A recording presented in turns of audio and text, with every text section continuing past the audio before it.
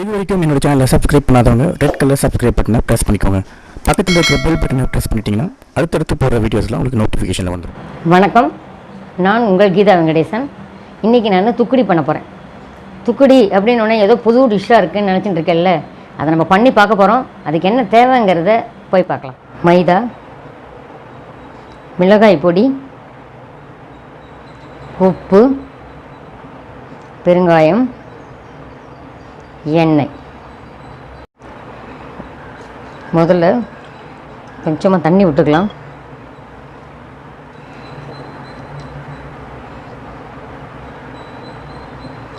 மிளகாய் பொடி போட்டுக்கலாம். இது கொஞ்சம் காரமாக இருந்தால் நல்லாயிருக்கும். பெருங்காயம் கொஞ்சம் போட்டுக்கலாம். தேவையான அளவுக்கு உப்பு போட்டுக்கலாம். அப்புறமா கலந்துட்டு மைதா மாவை போட்டுக்கலாம்.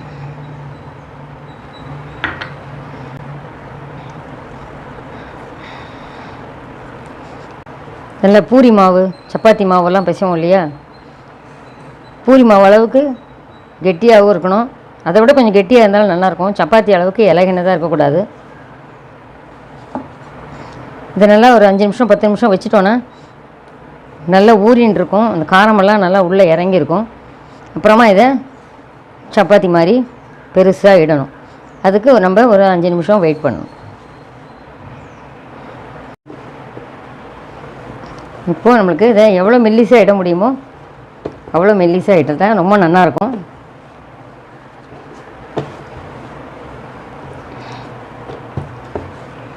இந்த மாதிரி கொஞ்சம் கஷ்டப்பட்டு இடுற மாதிரி தான் இருக்கணும். கொஞ்சம் கெட்டியாக பிசைஞ்சால் நம்மளுக்கு நல்லா வரும்.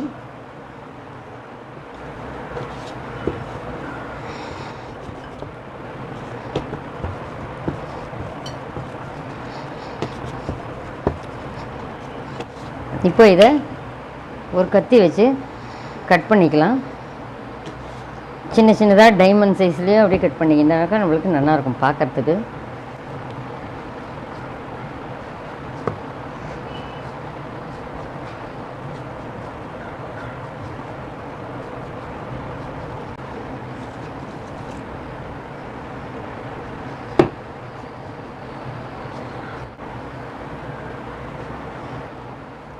இதே மாதிரி நான் டைமண்டாக கட் பண்ணியிருக்கேன். ஷேப்புங்கிறது உங்களோட இஷ்டம்தான். கட்டல் வச்சு கூட கட் பண்ணிக்கலாம். நான் இதை மாதிரி கட் பண்ணியிருக்கேன். எண்ணெய் காஞ்ச உடனே பொரித்து எடுத்துடலாம். இப்போது இழுப்பு சட்டியை போட்டு அடுப்பு பற்ற வச்சுட்டு எண்ணெயை விட்டுடலாம். காஞ்சிட்டான்னு பார்த்துக்கலாம். இன்னும் ஒரே ஒரு செகண்ட் காயட்டும். இப்போது காஞ்சிடுத்து எண்ணெய் போட்டுடலாம். நல்லா டைமண்டாக இருக்குது.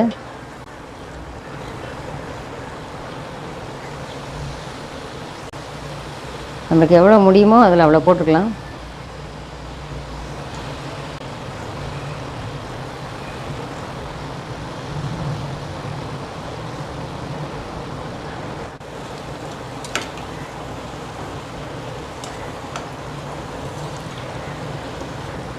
நல்லா ஜம்முன்னு உப்பி வந்திருக்கு பாருங்க.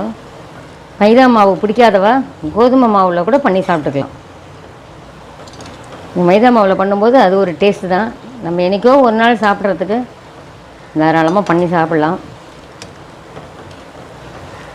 இன்னும் சில படங்கணும், அப்போ தான் நல்லா முறுமுறுன்னு வரும்.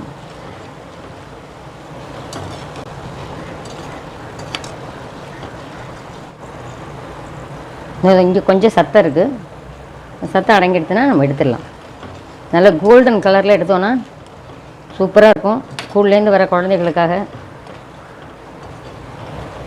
நம்ம எது பண்ணினாலுமே குழந்தைகளோட ஒரு டேஸ்ட்டுக்காக தான் பண்ணணும். அதை இதை மாதிரி செஞ்சு கொடுக்கலாமே.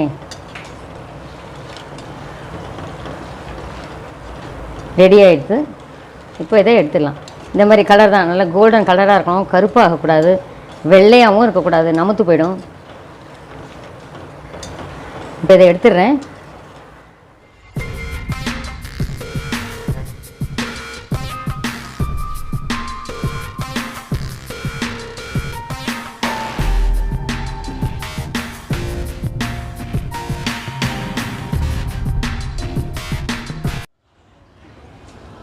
துக்குடி பண்ணி முடிச்சிட்டேன்.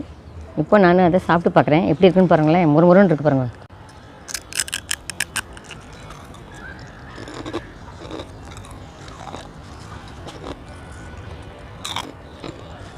பிரமாதம் பிரமாதம்.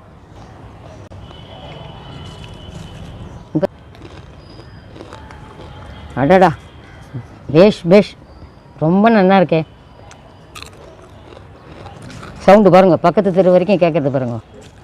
எப்படி இருக்குன்னு பார்த்து சொல்கிறேன்.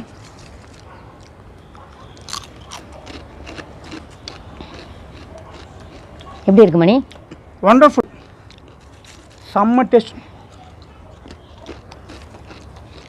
பேஷ் பேஷ் பேஸ்ட் பேஸ்ட், ரொம்ப நல்லா இருக்குது. அந்த மாதிரி இருக்குது, செம்ம டேஸ்ட்டாக இருக்குது. நீங்களும் இதை வீட்டை ட்ரை பண்ணி பாருங்கள். ட்ரை பண்ணி பார்த்துட்டு